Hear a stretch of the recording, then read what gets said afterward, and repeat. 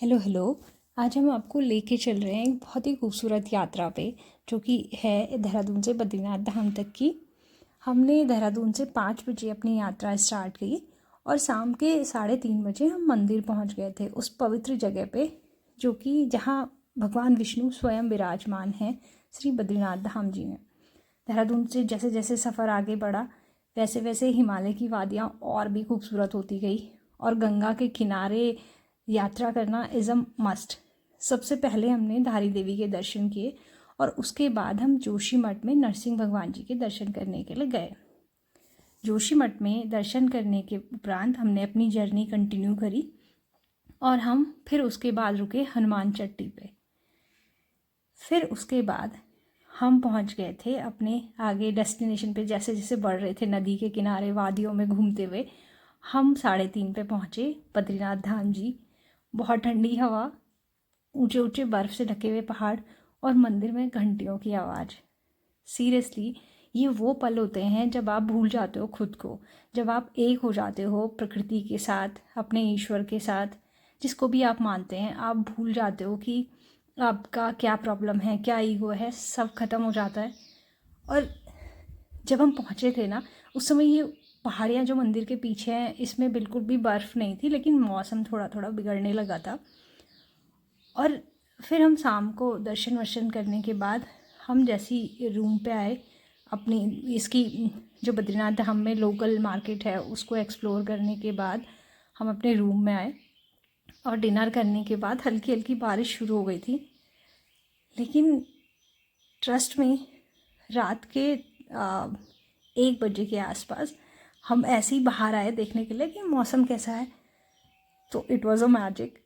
और snowfall start हो गई थी और वो इतनी टेंस थी ना कि we just became kid again.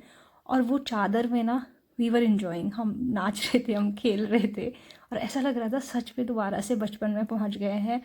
वो स्नो, हम बचपन में सबको डांटते थे कि बच्चे बर्फ़ में नहीं खेलते और हम खुद बड़े होकर बर्फ़ में खेल रहे थे। और फिर उसके बाद मॉर्निंग में, अर्ली मॉर्निंग 5 बजे हमने रूम में स्नान करने के बाद हमने डिसाइड किया कि अब हम जाएंगे मंदिर दर्शन करने और फिर जाएंगे तप्त कुंड में। पहले स्नान करेंगे फिर दर्शन करेंगे। तो सबसे पहले हम तप्त कुंड में गए। स्नोफॉल कंटिन्यूअसली हो जा रहा था, तो वो ना इस यात्रा को और भी मैजिकल बना रहा था। और भी ऐसा लग रहा था वाओ, मतलब ऐसा लग रहा था कि प्रकृति खुद आपकी लाइफ में एक नया चैप्टर लिख रही है, एक ब्लैंक चैप्टर की अब जैसे चाहे अपनी ज़िंदगी लिखो, जैसे चाहे जियो, क्योंकि ये एक क्लीन फ्रेश स्टार्ट आप कर सकते हो अगेन अपनी लाइफ की। तो फिर हम सबसे पहले गए गर्म कुंड में स्नान करने के लिए, क्योंकि एक तरफ तो गर्म कुंड का पानी, ठीक है, जो तप्त कुंड होते हैं, ऊपर से बर्फ़, ठंडी हवा, एक बहुत ही मैजिकल एक्सपीरियंस था। उसके बाद हम गए दर्शन करने और क्योंकि भीड़ नहीं थी तो वो कोई हापाधापी नहीं हो रही थी, कोई धक्का मुक्की नहीं हो रही थी। बहुत ही प्यार से ऐसे दर्शन करने के बाद हमने डिसाइड किया हम जाएंगे ब्रह्मकपाली में, जहाँ पे मोस्टली जो हिंदू लोग हैं वो तर्पण करते हैं अपने पितरों का। एक तरीके से, मतलब एक है तरीका अपने पितरों को याद करने का। और कहते हैं कि पितरों यहाँ पे तर्पण करना बहुत ही शुभ माना जाता है अगर आप ब्रह्मकपाली में करते हैं तो। और इस जगह से ना अलकनंदा रिवर जो है वो इतनी खूबसूरत लग रही थी, क्योंकि चारों तरफ बर्फ़ से लकादक हुई पहाड़ियाँ, नदी के किनारे के पत्थर वो बर्फ़ से ऐसे चमक रहे थे जैसे किसी ने एक नया पेज लिख दिया हो, नया चैप्टर और नई एक चादर बिछा दी हो, ठीक। और फिर यहाँ से दर्शन करने के बाद हमने डिसाइड किया कि हम जाएंगे अपने नेक्स्ट डेस्टिनेशन की तरफ, और जो कि था माणा विलेज के लिए, ठीक है। और फिर हम निकल गए माणा विलेज की यात्रा पे, जो कि कहते हैं कि भारत का आखिरी गांव है और जहाँ से सरस्वती माता के दर्शन होते हैं।